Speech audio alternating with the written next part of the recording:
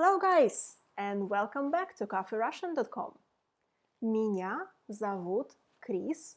My name is Chris and today we are going to have a very cool long Russian practice video and we are going to practice a very useful phrase I have and I don't have. You absolutely can't have a conversational practice with someone without knowing this phrase, and this phrase a little bit tricky. So today I'm going to let you know everything you need about this little phrase, and at the end of the video I hope you will be fluent with it. Let's start. So the first part of our practice today would be their statement. I have, the statement. How can you say it in Russian? У меня есть. У меня есть. And let's go through all the subjects that are possible here.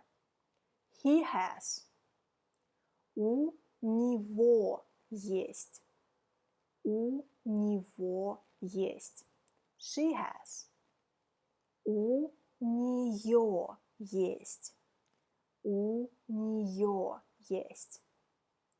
You have. У тебя есть. У тебя есть. They have. У них есть. У них есть. We have. У нас есть. У нас есть. And you have for formal or for group of people. У вас есть. У вас есть. So that is a statement for all the subjects that are possible. I hope I haven't forgotten anything. But here, if you are not familiar with this phrase and with these subjects, I recommend you to take у меня есть, I have, and у тебя есть, you have. Because these two would be like probably more like the phrases you need the most. All other subjects, they are important of course, but probably you will use them a little bit more rare. So у тебя есть and у меня есть, these two phrases are the key. And what case do you need to use after this phrase? Yeah, remember, like in Russian we have cases like nominative, genitive, and accusative, all this stuff. Scary thing. But what do you need to do about this phrase? What do you need to use after? Actually, nominative. And nominative, that's the easiest case. That's basically like the first form of the noun. If you open your dictionary, all nouns you can see, they are in nominative case. It's like the base form, the first form. Basically, that means that you don't need to change this word at all. Great news! After this phrase, nominative, so no changes. For example, I have a friend. У меня есть друг. No changes. У меня есть друг. I have an idea. У меня есть идея. У меня есть идея. Do you have phone? У тебя есть телефон? У тебя есть телефон? Do you have some money? У тебя есть деньги? У тебя есть деньги? Do you have some time? У тебя есть время? So, as you can see, in statements and in question, you don't need to change anything. So basically, take this phrase у меня есть, у тебя есть, and put the noun without changes after this phrase. So what I would like you to do, guys, stop the video right now, take a few seconds, a few minutes, and write down a few examples. What do you have? Maybe you want to say у меня есть брат. I have a brother. Maybe you want to say У меня есть свободное время. I have some free time. So write down a few examples about you. Что у тебя есть? What do you have? And now I hope you have paused the video and practice it a little bit. Now let's go to the tricky part of this phrase. Because when you say negative, like I don't have, or she doesn't have, or they don't have, doesn't matter what the subject is. When you use negative here, you need to use genitive after the phrase. So fortunately, not nominative anymore, but genitive. And that means you need to change the noun somehow. Let's see how you need to change it. Here we need to know what gender the noun is. Let's say the gender, the noun is masculine. Let's say друг. Друг. It has zero ending, друг, that's masculine. So for masculine, zero ending, we need to add the ending a. For example, I don't have a friend. У меня нет друга.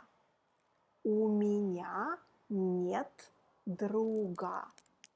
I don't have a phone. So phone, телефон, zero ending, masculine. У меня нет телефона. У меня нет телефона. Let's take one more.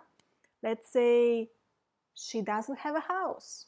She doesn't have a house. Дом, zero ending, masculine. У нее нет дома. Sad story. У нее нет дома. So zero ending is the most common for masculine forms, but of course it's not the only one. But if you are just starting to practice genitive case, I would say stop on this. So take just one ending, zero ending for masculine, and remember you need to add a to the noun.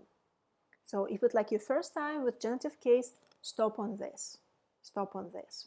Now let's go to feminine. Feminine is a little bit easier. For feminine, we can have different endings. We can have a.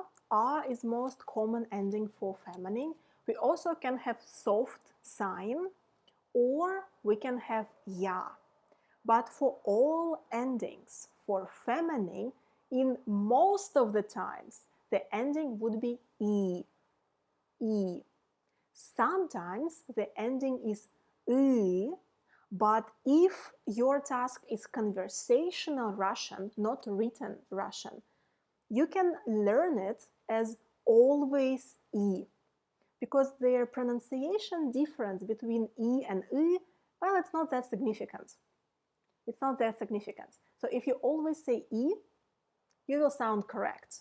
If you always write down e, sometimes in like 5% of situations, you might make a mistake, but it's absolutely understandable and it's absolutely forgivable. So if it's like you're just starting, you're just beginner or pre-intermediate, take this rule like this. For feminine, always e. Although sometimes you need ы, but that will be in another video. So for feminine, let's say кошка. It's a female cat. Кошка. У меня нет кошки. I don't have a cat. У меня нет кошки. Собака. A dog. Again, feminine. Собака. She doesn't have a dog. У нее нет собаки. У нее нет собаки. Девушка, a girl, or it can be girlfriend. Девушка. If you want to say he doesn't have a girlfriend, у него нет девушки. У него нет девушки. And let's actually take one exception. So you can try to hear this difference. For example, сестра, сестра. It's sister, so it's feminine, ends with a, but actually here we need to say у меня нет сестры. So we spell и, but the pronunciation is so close to e. Say it like и. У меня нет сестры. You sound the same. And now let's go to neutral. Well, neutral nouns are not that common. Basically, most parts they are masculine or female, but sometimes, of course, we have neutral nouns. If it ends with o, for example, окно, window, окно. So we change it into a. У меня, I don't have a window, but let's say it. У меня нет окна. I don't have a window. У меня нет окна. Or, for example, море, the sea, море. There is no sea here. Здесь нет моря. So when it ends with е, you change it into я. Здесь нет моря. There is no sea here. This is it.